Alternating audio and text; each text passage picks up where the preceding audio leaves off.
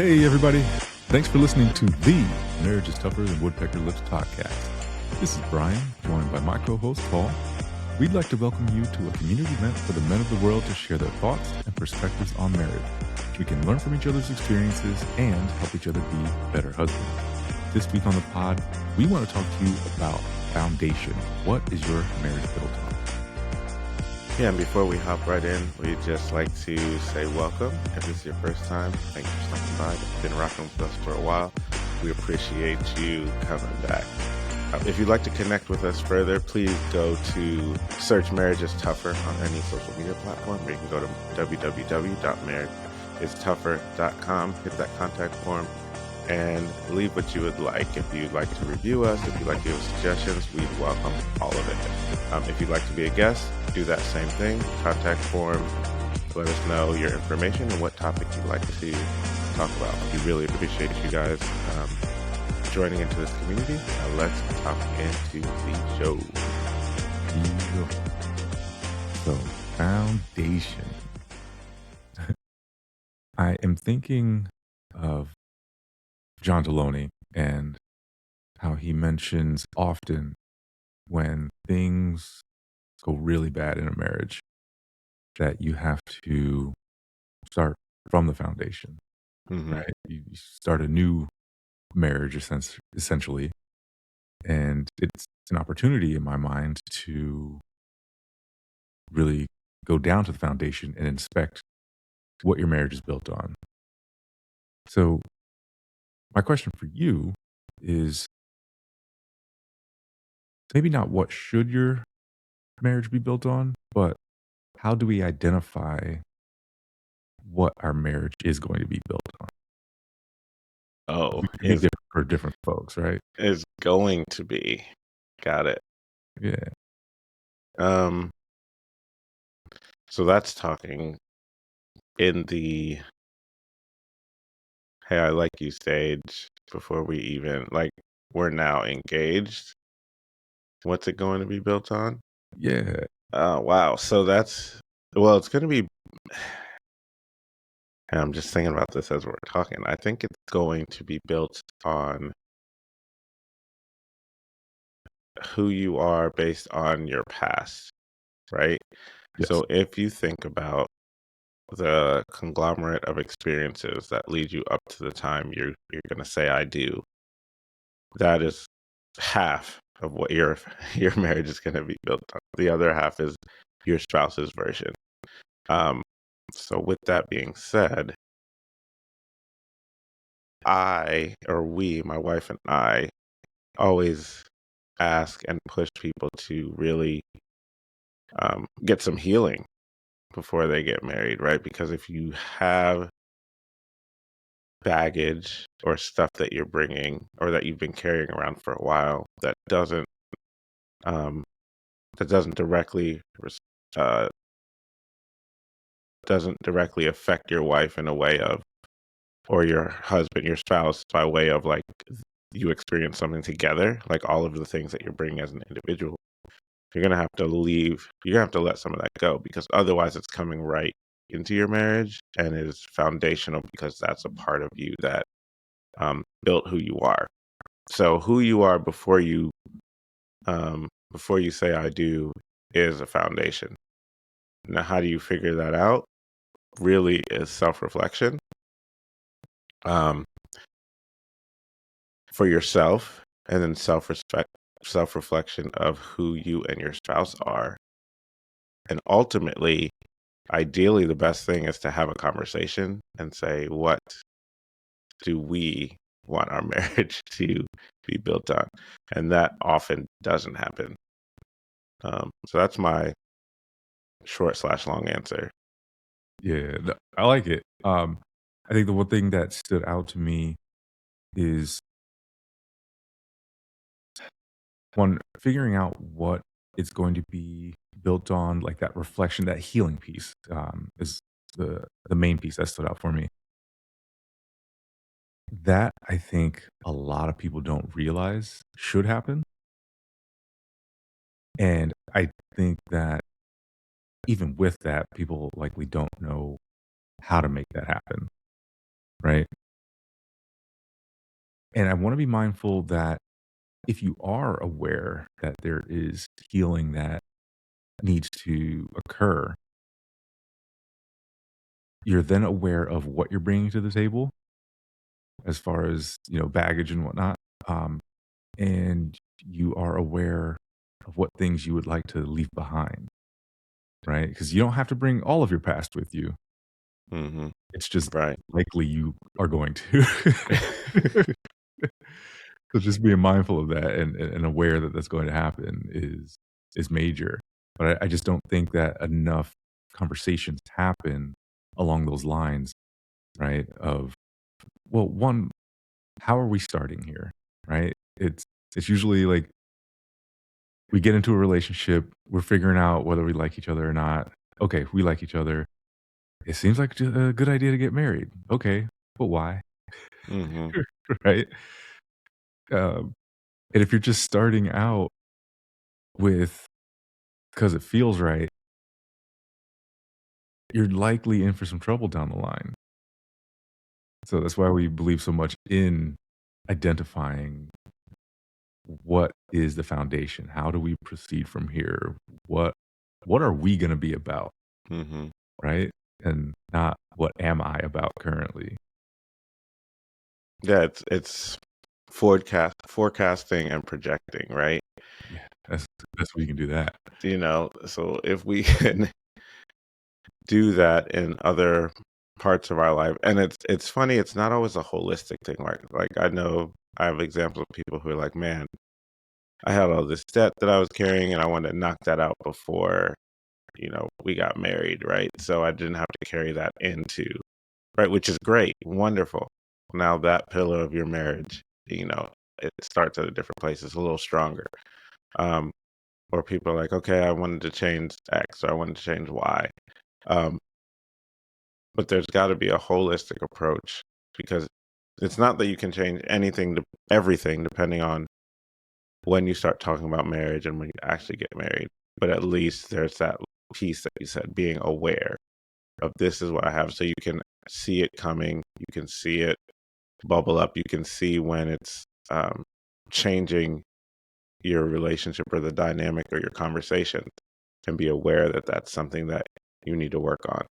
And then you have to decide, well, it's also reflecting, and it's like, what are the good things that I want to bring, right? Because there's that healing aspect, but there's also those things that um, have made you who you are that you're proud of and that you love and that you're really confident in and your strong suits. So, yes, let's reflect that. Let's bring that into the marriage. Let's make that a foundation.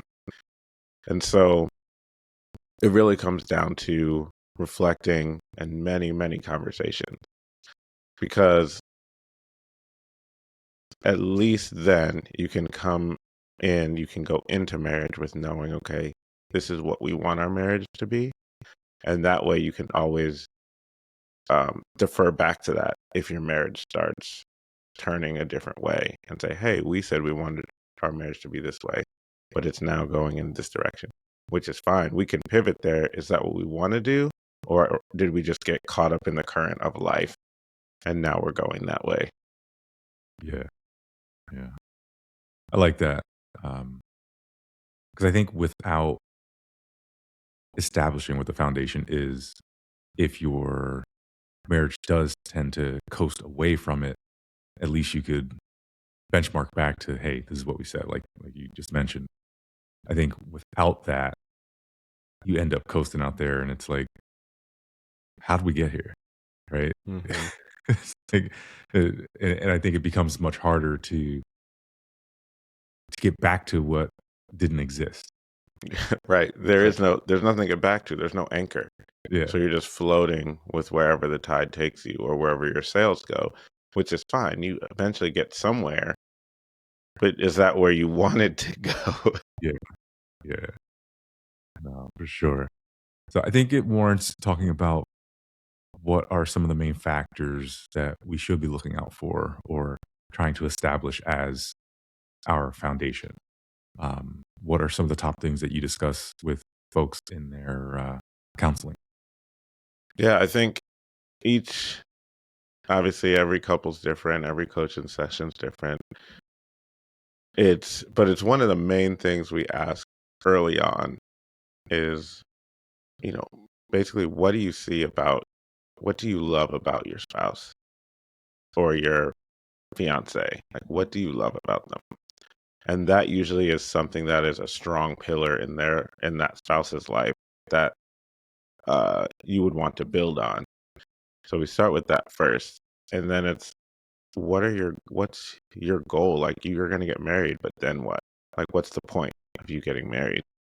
And a lot of people, they kind of pause and say, okay, like, no one's ever asked us that, or blah blah blah. I mean, I think we've had one couple that was like, oh yeah, we've read a ton of books, and blah blah blah, we think we want to do like this together, and this is why we're getting married.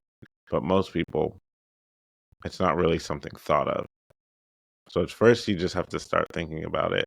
And once it's there, it's whatever kind of common interests are, right? Like, or common for us, a lot of it is faith, because a lot of our couples um, have their faith, and it's like, what aspect are they going to bring with that, right? Um, but it really is. I don't know if there's a common answer, but that's how we get to that answer. Got you. Okay, and then it's like, what do you want people to see in your marriage, right? And then, or what is the point of marriage in general? And usually it has to do something with strong family, strong community, um, wanting to be together, um, that type of thing. Now, those are good questions.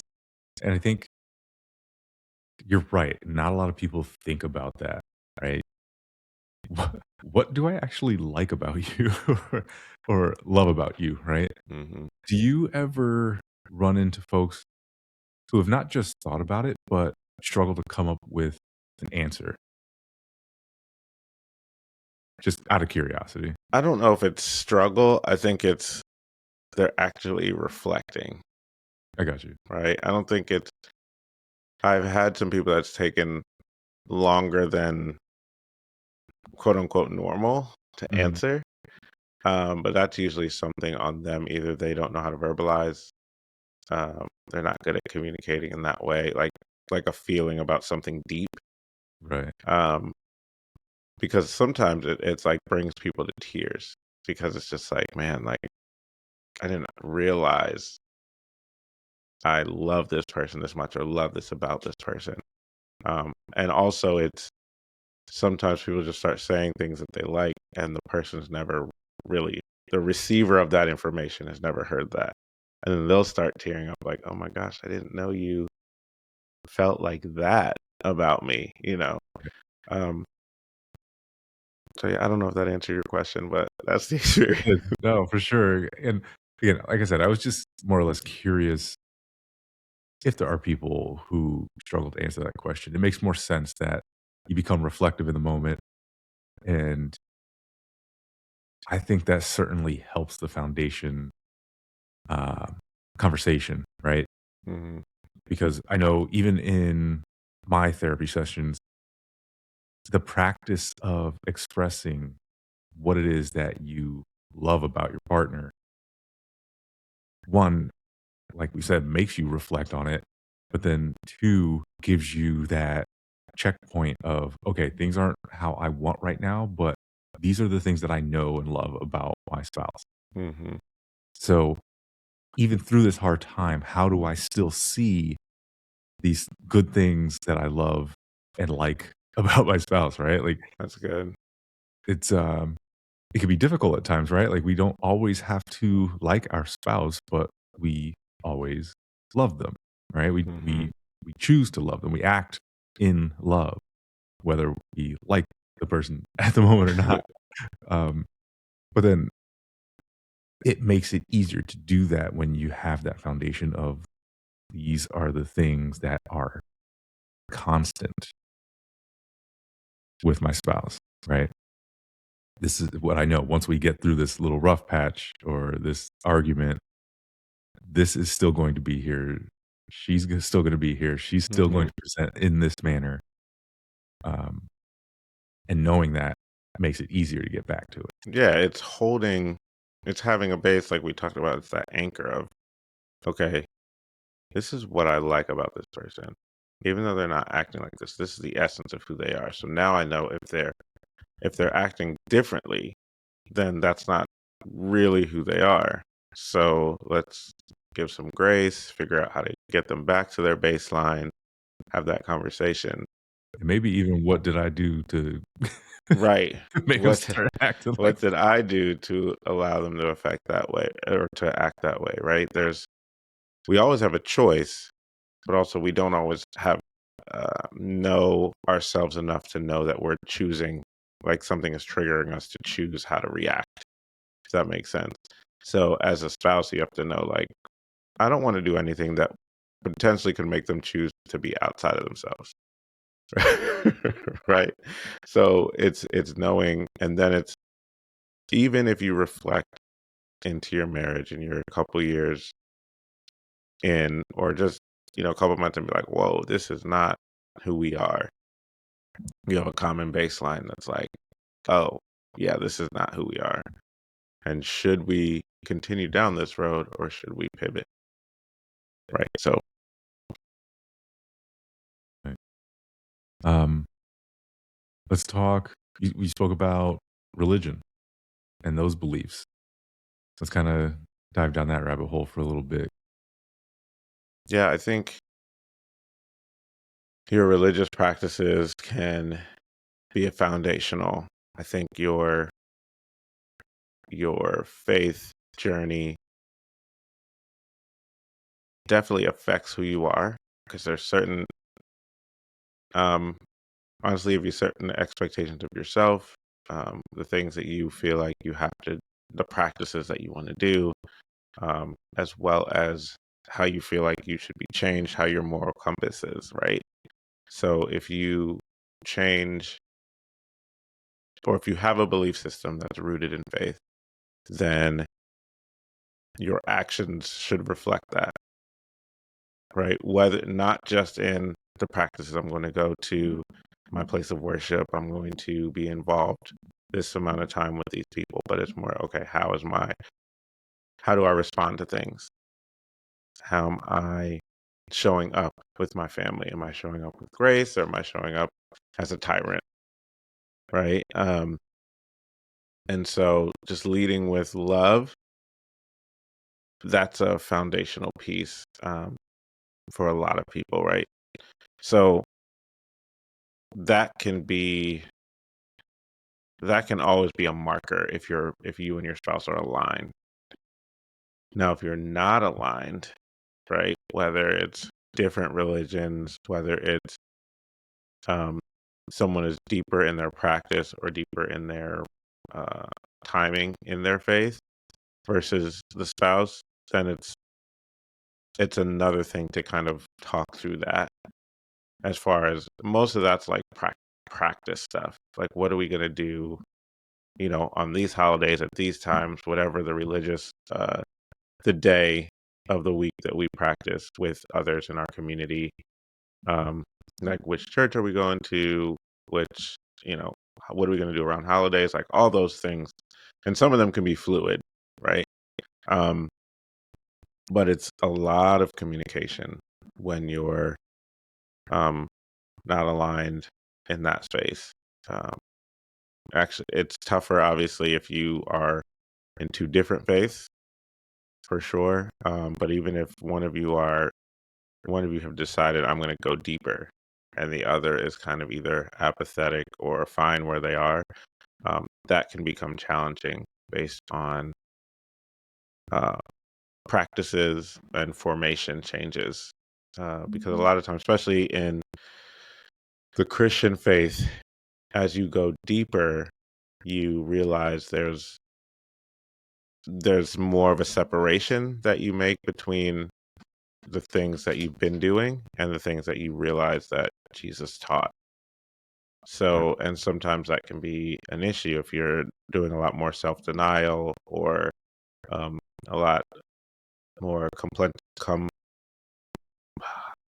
contemplative um, time of thinking and reflecting. I guess the word is not coming to, but contemplation um, and those type of things because that takes time. So trying to find time in schedules and all that, and really just being able to communicate helps. Got you. Thank you. Um, you mentioned communication. I think as well, we need to speak about that as we typically do, right? Communication as a foundation. I'm thinking setting ground rules, uh, knowing how are we going to attack difficult things? How are we going to bring up in a safe way how we're going to discuss the things that we need to move past, right? And not just move past, but get through, I think is the best way to put it, right? How are we what are the rules of engagement when we are wanting to get through tough times or tough conversations? So let me make sure I'm asking your question right. What I hear you saying is, how do we? What are the steps, in essence, to have conversations about tough things? So I guess going back, how do we set our foundation of communication, right? Like what are our ground rules? And I think it becomes most important or prevalent around the inevitability that we're going to have tough conversation. Gotcha. I think how do we set it? It's first of all acknowledge that we have to have it, Mhm. right? Bring it up like, hey, we need some ground rules right now when we're in a good place and we're not in an issue. How do we want to just have that conversation? Like, um, how do we want to talk to each other when we're in conflict or something is more serious than it is now, right? And if you're playful and all that stuff, kind of communicate like when is it, when does it get, when does playing get annoying, Yeah. right? Yeah. Um, when do you feel like conversation needs to be serious, and what does that look like for you? Um, and just how do we communicate? What's our kind of phrase that we can say when it gets too much, if we need to take a break, right? Because most of the time it's different personalities and communication. So, but if you're in the same, keep rocking it. But if you're different and you know you're different, hey, if you need a break or if I need a break, like what do we say? How long does it take for us to come back and address it? Um, when do we want to have those conversations? Is there a time that you don't want to have deep conversations because one of us will just be ruminating about it until we wake up the next day? Or are we good to have conversations later? Right. Um, so it's asking questions. And I think that's the starting is do it at a time where everything is low stress or low pressure. Um, and then if you can even reference conversations that you've had and pull out the good things that you like, even if it's, high stress, like, hey, when you had that car accident and we were blah, blah, blah, I really like that we took the time to listen to each other and figure out the solution. Don't bring up the bad stuff um, unless it's something very hurtful. And then bring that up kindly. Like in the future, if we could keep away from such and such because it allowed me to feel this way. Not you did this. It's let's keep away from what happened or let's try to steer from this. Um, what do you have to add to that? Um, let me see. I think agreeing that I statements need to be a thing if we're going to communicate difficult things to each other. I think setting ground rules around when we have these conversations, right? We've had guests in the past talking about the black box conversations. I really like that idea. Um, knowing each other's triggers is ideal because there's going to be times where each of you may need to set a conversation down and come back. So making sure that we're both aware that that may need to happen at some point, but again, setting ground rules about how long it's going to take for us to come back and make sure that we do come back. So we're not just waiting for a mood to pass and then pretending like everything's okay, right? Like it's Mhm. going to come back up. It, if it's not the exact same issue, it's going to be something else with that same sort of core issue, right? So if we let that fester, that becomes a problem. Um, I think those are the core things that I would advise. Um, prepare, like, and just like you said, prepare for the tough times in good times, right? Make sure we're practicing in good times for the tough times. Have conversations like, hey, what might it look like? And you could base that off of your history, right? Like we have arguments when we're just dating, when we're engaged, right? So based on our history in our marriage, what would we like this to look like Mhm. if That's this good. happens again? That is so good because it's, whether you've been dating, 7 days, 7 months, 7 years, right? If you're turning toward marriage, there's a finality and longevity about it. And in the beginning, of course, when you start anything new, there's hope and change. So it's reflecting and being like, yeah, we've been doing this for a while, but what do we want to do? Have we even addressed this in a state of what we want it to look like, or have we just been communicating however we want and then reacting from that? Um, but yeah, I think communication is a foundation of every relationship, so especially your marriage.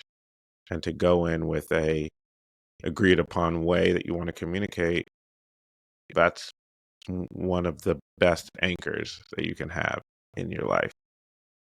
Yeah. And it's a lot less likely you end up in the space of how did I get here? This is not what I wanted for my life, right? Because we've had the conversations and we marked our path more or less, right? Little trail of crumbs that gets back to the foundation that we Hmm. get to rebuild on. Um, now, obviously, as we're wrapping up here because we're up against the clock, we haven't spoken about every single piece of the foundation, but I think it's a good place to start.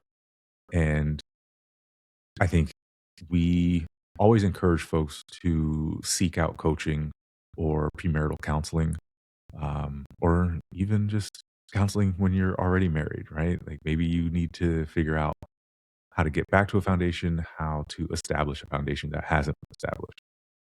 So we hope that this episode catches you at a time where um, you're in a good place and can be reflective and can have these conversations in maybe not such an easy way, but uh, in an effective way.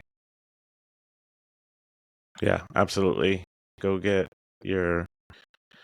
It's always good to have a coach, have someone that knows the tools to get to improve. And so, even if you're in a good place, it's just a good way to just get a check, a pulse check, someone looking at it, like an annual checkup, like we go, even if you're feeling fine.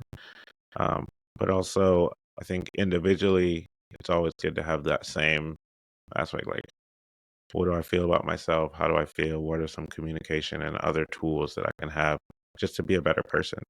Or is there something that even if I'm good, is there something that I need to, how can I be better? Is there something I need to release that I've been holding on? Have I become a really good coper? Um, and so all those things can come up.